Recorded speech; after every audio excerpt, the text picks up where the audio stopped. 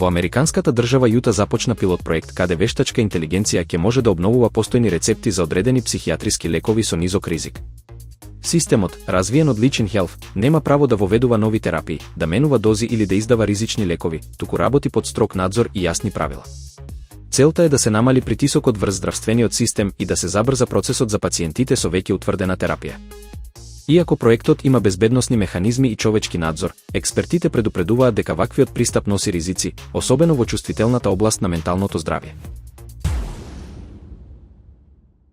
Android XP добива нова функција што возможува претворање на 2D содржина во 3D искуство, првично достапна на Samsung Galaxy XP.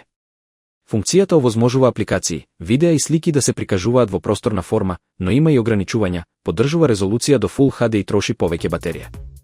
Корисниците ќе можат да поставуваат апликации во виртуелен простор и полесно да се движат меѓу нив.